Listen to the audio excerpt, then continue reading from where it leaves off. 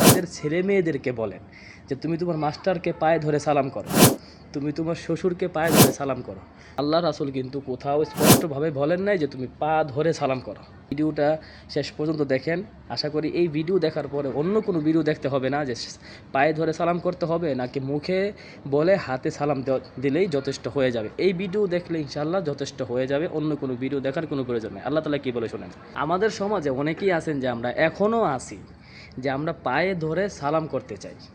পায়ে ধরে সালাম করতে হবে নাকি মুখে বলেই হাতে ইশারা করে আসসালামু আলাইকুম এইভাবে সালাম দিলেই হয়ে যাবে, কোনটা করতে হবে? আমাদের মধ্যে অনেক সময় আমরা দ্বিধাদ্বন্দ্বে পড়ে যাই।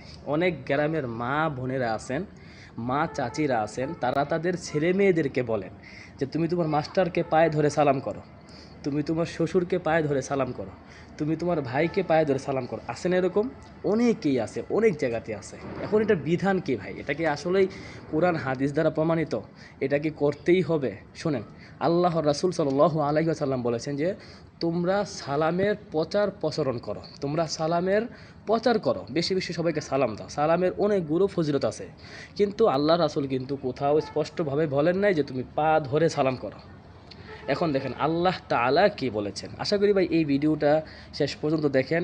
আশা করি এই ভিডিও দেখার পরে অন্য কোনো ভিডিও দেখতে হবে না যে পায়ে ধরে সালাম করতে হবে নাকি মুখে বলে হাতে সালাম দিলেই যথেষ্ট হয়ে যাবে। এই ভিডিও দেখলে ইনশাআল্লাহ যথেষ্ট হয়ে যাবে, অন্য কোনো ভিডিও দেখার কোনো প্রয়োজন নেই। আল্লাহ তাআলা কি বলে শোনেন। আল্লাহ তাআলা কোরআনে ইরশাদ করেন, ওয়া ইযা হুয়্যিতুম বিতাহিয়্যাতিন ফাহাইয়্যু বিআহসানা মিনহা আও রুদ্দুহা। আল্লাহ তাআলা বলে যে তোমাদেরকে যখন কেউ সালাম দিবে তোমরা তার চাইতে আরও উত্তমভাবে সালামের উত্তরটা দেওয়ার চেষ্টা করো।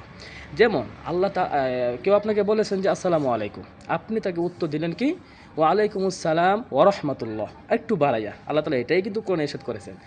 এখন আমার একটা প্রশ্ন আপনারা শুনেন। আল্লাহ তাআলা বলেছেন যে তোমাকে কেউ সালাম দিলে তুমি তার চাইতে সুন্দরভাবে সালামটা ফিরিয়ে দাও।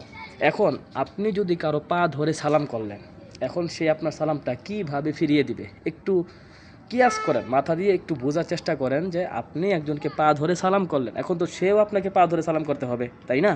এটা কি হয়? মুরব্বীরা কি আমাদের পা ধরে সালাম করে না? মুরব্বীদেরকে অবশ্যই সম্মান জানাতে হবে, শিক্ষকদেরকে অবশ্যই সম্মান জানাতে হবে, কিন্তু এটা কোরআন হাদিস ভিত্তিক।